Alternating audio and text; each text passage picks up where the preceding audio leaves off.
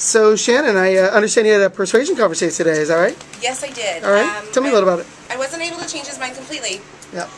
But him and his wife were walking out with their children, and I said, "Do you support gay marriage?" And he was like, "No." Yeah. And I said, "Well, why not?" And he said, "I believe marriage is between a man and a woman." And I said, "Well, let's talk about it." And he said, "I don't really have time to have a conversation with you." And I said, "Oh, okay, that's great." So he kind of kept walking, and I said, "Well, you do believe in equal rights, right?" And he said, "Well, yeah."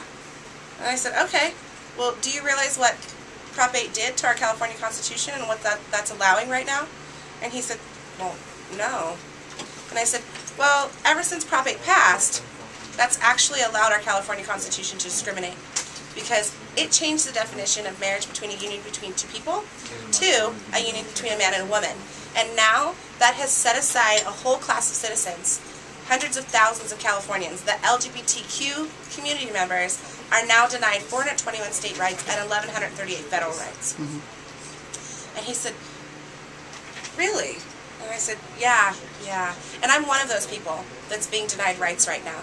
And I want my rights back. And so, this is why we need people to support gay marriage.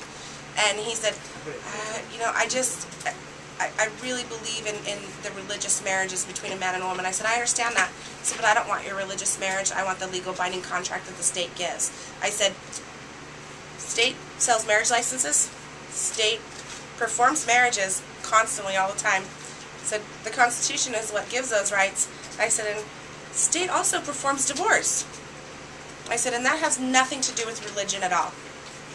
And he said, "Well, you're right there." And I said, yeah, that has nothing to do with your religious marriage.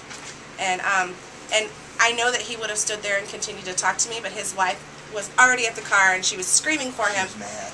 She was very mad. And I said, "You know what? The least you can do is think about it, because I know I've given you something to think about." And he goes, "Yeah, I didn't know any of that at all." I said, "All right, you think about it for me, okay?" And he said, "I will, but I gotta go." And I was like, "I understand. Have a good day."